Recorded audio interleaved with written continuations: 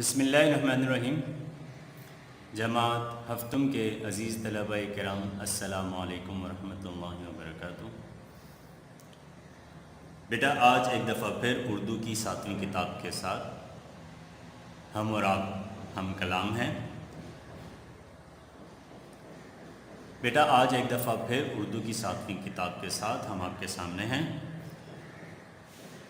خالق کائنات کا بے حد شکر گزار ہوں کہ ہم نے اس کتاب کے 6 اسباق الحمدللہ مکمل کر لیے ہیں اور حصہ قواعد کے کچھ کام کی بھی تکمیل ہو چکی ہے، باقی ماندہ کام بھی انشاءاللہ آئندہ چند ویڈیوز میں مکمل کر لیں گے۔ آج ہم 7ویں سبق کی جانب بڑھ رہے ہیں جس کا عنوان ہے تحریک پاکستان میں خواتین کا حصہ۔ سبق کا عنوان ہے تحریک پاکستان میں خواتین کا حصہ، صفحہ نمبر 34، کتاب کا صفحہ نمبر 34 ملاحظہ فرمائیں۔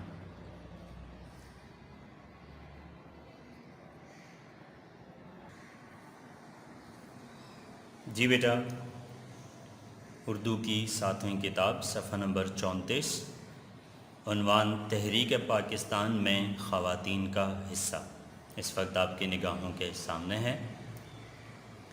بیٹا عنوان سے ہی واضح ہے کہ اس سبق کا مقصد کیا ہے۔ دراصل ہمیشہ یہ بات سوچی اور سمجھی جاتی رہی ہے کہ تحریک پاکستان میں محض مردوں کا حصہ رہا، خواتین کا کوئی حصہ نہیں رہا۔ اسی طرح ہمیشہ اس بات کو اجاگر کیا جاتا ہے کہ پاکستان بنانے کے لیے مردوں نے بڑی قربانیاں دی، بڑی کوششیں کی، عورتوں کے حوالے سے کوئی ذکر کہیں نہیں ہوتا عموماً۔ آج کا یہ سبق اسی بات کو واضح کرنے کے لیے آپ کی کتاب میں شامل کیا گیا ہے کہ پاکستان صرف مردوں کی قربانی کا ثمر نہیں ہے، بلکہ پاکستان عورتوں کی قربانی اور دن رات کی مسلسل جدوجہد کا نتیجہ ہے۔ آج کے اسی سبق میں یہی بات واضح کی گئی ہے جو ہم پڑھنے جا رہے ہیں۔ بیٹا کتاب اس وقت آپ کے سامنے ہونی چاہیے، میں پڑھنے جا رہا ہوں۔ ابتدا کرتے ہیں سبق کی۔ بسم اللہ الرحمن الرحیم۔ عنوان ہے تحریک پاکستان میں خواتین کا حصہ، یعنی پاکستان بنانے کے لیے جتنی تحریکیں چلائی گئیں ان میں خواتین نے کس طرح کردار ادا کیا۔ آپ جانتے ہیں بیٹا کہ پاکستان پر دراصل انگریزوں کا قبضہ تھا۔ یہ بات بھی آپ کے علم میں ہوگی کہ پاکستان بننے سے پہلے بر صغیر ہندوستان ایک مشترکہ علاقہ تھا جہاں حکومت تو انگریزوں کی تھی، مگر یہاں 2 بڑی قومیں آباد تھیں، ہندو اور مسلم۔ دونوں قوموں نے اپنے اپنے طور پر تحریکیں شروع کی اور آزادی کی کوششیں شروع کیں۔ اگرچہ ہندوؤں کے ساتھ انگریزوں کا ہاتھ رہا، انگریز در پردہ ان کے ساتھ ملے ہوئے تھے، لیکن اس کے باوجود مسلمانوں نے دن رات اتنی جدوجہد کی اور انگریزوں کو بالکل اس وطن میں چین نہ لینے دیا، جس کے نتیجے میں پاکستان معرض وجود میں آیا۔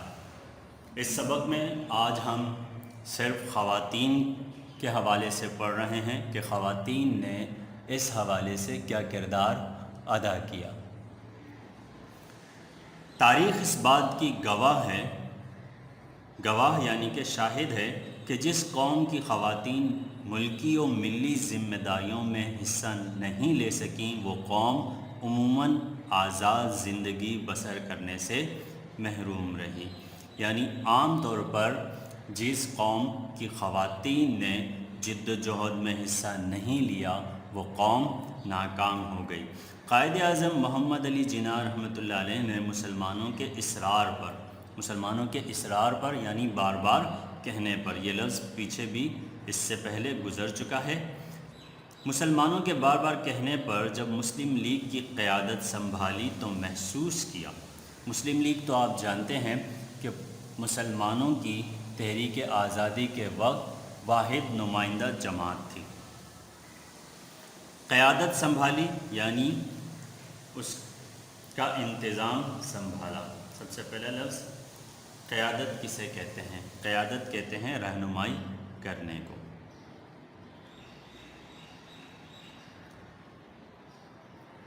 یعنی کہ انتظام سنبھالنا یا قائد بننا۔ تو محسوس کیا کہ تحریک کے لیے کام کرنے والی خواتین کی تعداد انتہائی کم ہے، نیز ان میں وہ ولولہ اور جذبہ بھی موجود نہیں جس کی تحریک کو ضرورت ہے۔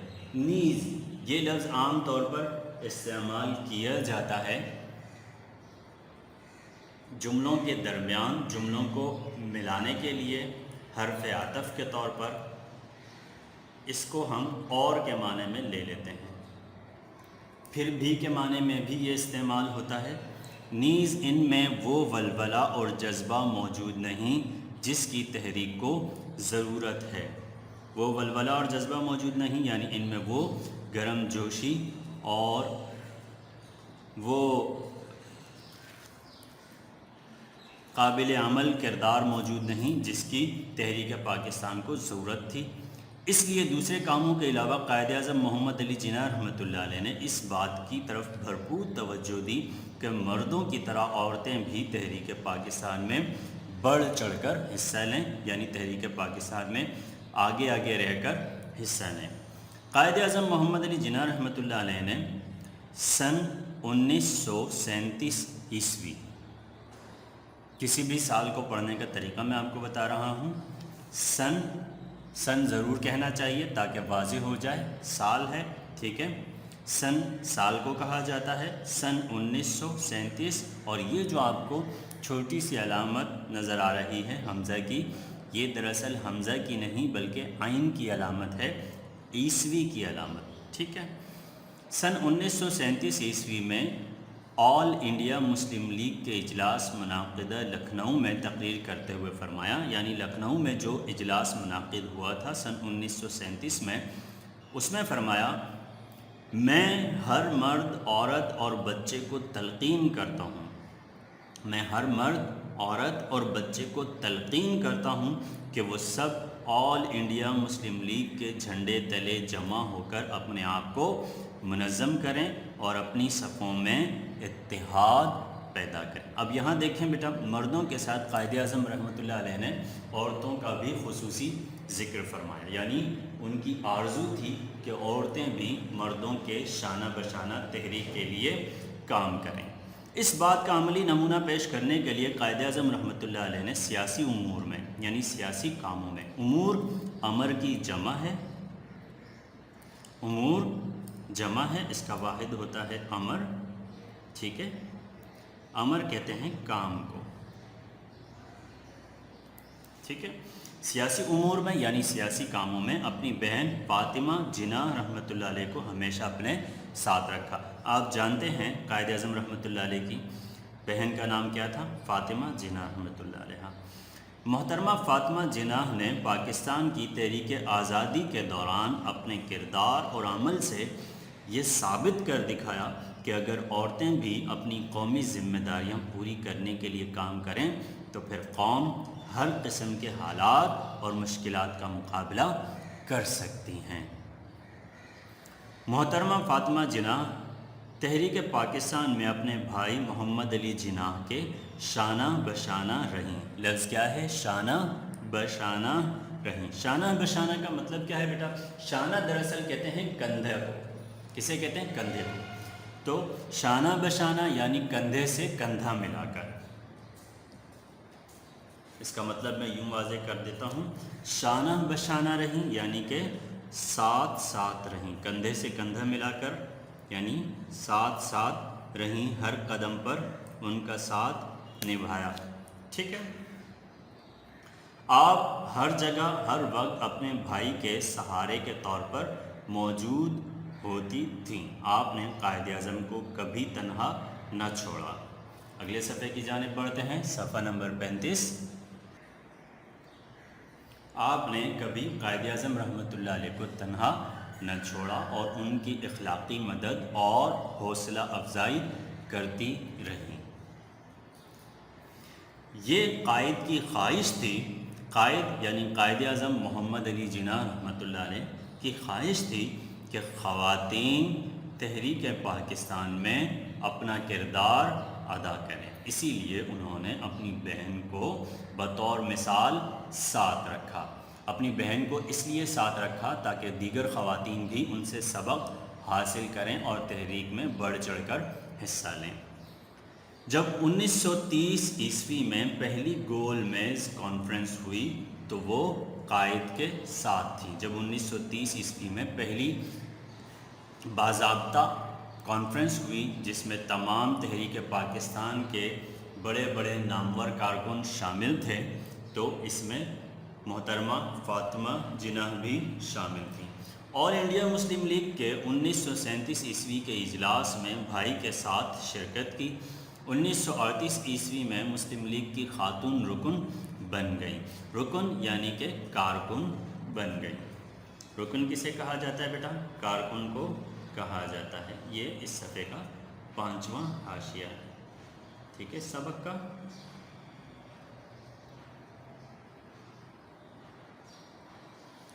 یا ممبر بن گئی، رکن ممبر کو کہا جاتا ہے۔ اسی طرح رکن حصے کے معنی میں بھی یہ لفظ استعمال ہوتا ہے۔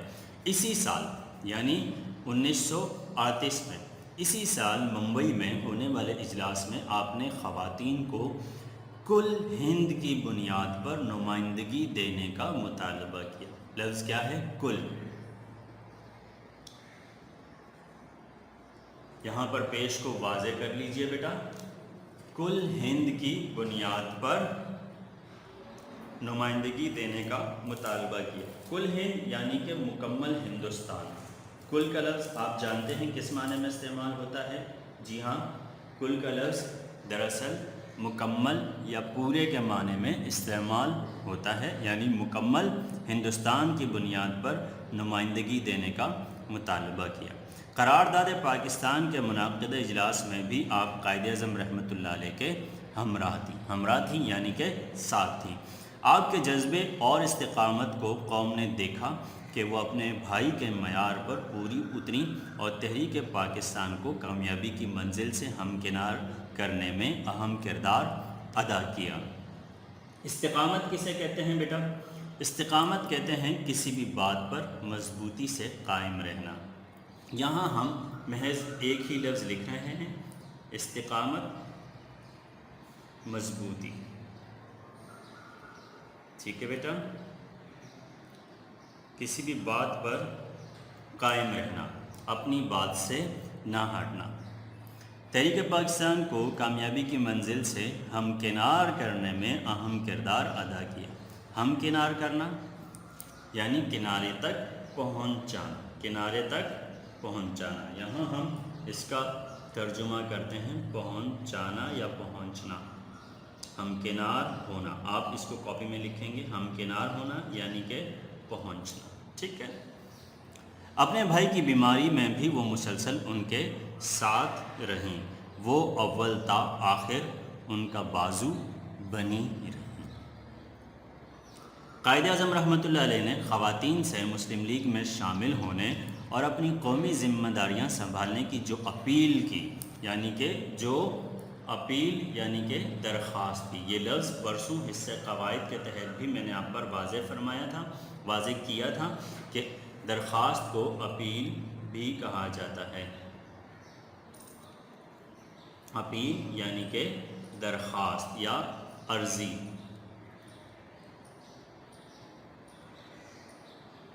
قائد اعظم نے عورتوں سے اپیل کی، اس کی بدولت خواتین میں قومی اور ملی فرض کا احساس بیدار ہوا۔ خواتین کو بھی احساس ہوا کہ ہمیں بھی پاکستان کے لیے تحریک کا حصہ بننا چاہیے۔ خواتین جوک در جوک، یہ لفظ دونوں طرح پڑھا جا سکتا ہے، جوک در جوک بھی اور جوک در جوک بھی۔ جوب کسے کہا جاتا ہے؟ جوب کہا جاتا ہے، عربی زبان کا لفظ ہے یہ، گروہ کو کہا جاتا ہے یا جماعت کو، ٹھیک ہے بیٹا؟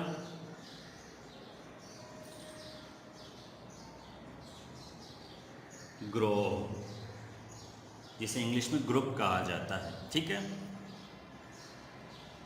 جماعتوں کی شکل میں خواتین جوگ در جوگ مسلم لیگ میں شامل ہونے لگی۔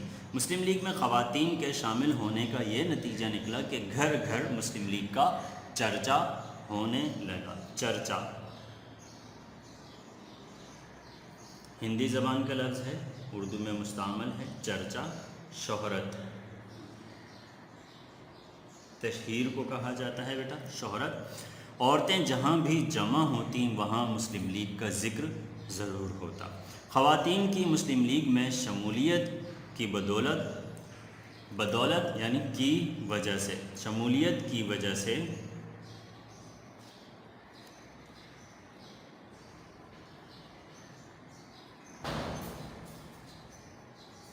شمولیت کی بدولت، اس کو دوسرے لفظوں میں سبب بھی کہہ سکتے ہیں، وجہ بھی کہہ سکتے ہیں۔ شمولیت کے سبب مسلم لیگ کا نام بڑے شہروں سے نکل کر تیزی کے ساتھ چھوٹے قصبوں اور دیہاتوں تک پہنچنے لگا، چھوٹے چھوٹے محلوں، علاقوں تک پہنچنے لگا۔ قصبہ کسے کہتے ہیں بیٹا؟ قصبہ بھی دیہات کو کہتے ہیں، ٹھیک ہے، چھوٹے چھوٹے گاؤں، دیہات وغیرہ۔ آل انڈیا مسلم لیگ کی تنظیم نو کے وقت خواتین شاخ کی بھی باقاعدہ تنظیم شروع کی گئی۔ قائد اعظم رحمۃ اللہ علیہ نے مسلم لیگی خواتین کی ایک سب کمیٹی بنائی، سب کمیٹی بنائی یعنی ایک بڑی کمیٹی بنائی، ایک نگران کمیٹی بنائی۔ اس کمیٹی میں بر صغیر کے ہر صوبے سے ایک یا دو خواتین کو شامل کیا۔ بر صغیر کسے کہتے ہیں بیٹا؟ بر صغیر کہتے ہیں ہندوستان کو۔ ہندوستان، جب پاکستان اور انڈیا آزاد نہیں ہوئے تھے تب مجموعی ہندوستان کو بر صغیر کہا جاتا ہے۔ بر صغیر کا لفظی مطلب ہے خشکی کا چھوٹا حصہ۔ بر اصل میں عربی زبان کی ترکیب ہے، یہ بر کہا جاتا ہے خشکی کو اور صغیر کہا جاتا ہے چھوٹے کو، یعنی خشکی کا چھوٹا حصہ۔ اگر آپ نقشے پر غور فرمائیں تو ہندوستان کا جو علاقہ ہے جہاں پاکستان، انڈیا اور بنگلہ دیش اس وقت موجود ہیں، تو یہ علاقہ باقی دنیا سے الگ تھلگ پہاڑوں میں گھرا ہوا نظر آتا ہے، اسی وجہ سے اس کو بر صغیر کہا جاتا ہے۔ مسلم لیگ خواتین کی اس کمیٹی کی پہلی صدر بیگم محمد علی جوہر منتخب ہوئی تھیں، یعنی محمد علی جوہر رحمۃ اللہ علیہ کی جو بیگم تھی وہ پہلی صدر منتخب ہوئی تھیں۔ آپ نے بہت جد و جہد کی، پورے ہندوستان کا دورہ کیا، ہر صوبہ میں صوبائی کمیٹی قائم کی۔ پیچھے ایک لفظ گزرا ہے، اس لفظ کا صحیح تلفظ جان لیجئے، جد و جہد، جد و جہد، ٹھیک ہے بیٹا؟ صوبائی کمیٹیوں کی ارکان نے اپنے شہروں اور محلوں میں کمیٹیاں قائم کی۔ اس طرح پورے ہندوستان میں خواتین مسلم لیگ کمیٹی کی شاخوں کا ایک جال پھیل گیا۔ بیگم محمد علی جوہر خواتین سب کمیٹی کی صدر اور آل انڈیا مسلم لیگ کی مجلس عاملہ کی بھی رکن تھیں۔ رکن، میں نے پیچھے یہ لفظ گزر چکا ہے اسی صفحے پر، میں نے آپ کو کیا بتایا؟ کارکن یا ممبر، ٹھیک ہے؟ ان کی مصروفیات کے پیش نظر، یعنی بیگم محمد علی جوہر کی مصروفیات کے پیش نظر خواتین سب کمیٹی کے لیے بیگم عبداللہ ہارون کو صدر منتخب کر لیا گیا۔ بیگم عبداللہ ہارون قیام پاکستان تک اس تنظیم کی صدر رہیں، ٹھیک ہے بیٹا؟ یہ ہے آج کے سبق کی بلند خوانی۔ انشاءاللہ اگلی ویڈیو میں ہم مزید حصہ پڑھیں گے۔ فی الحال آج کا کام نوٹ کر لیجئے، آج آپ سبق تحریک پاکستان میں خواتین کا حصہ، اس کا سر ورق کاپی میں بنائیں گے۔ انشاءاللہ اگلی ویڈیو میں آپ سے پھر ملاقات ہوگی، دعاؤں میں یاد رکھیے گا۔ السلام علیکم ورحمۃ اللہ وبرکاتہ۔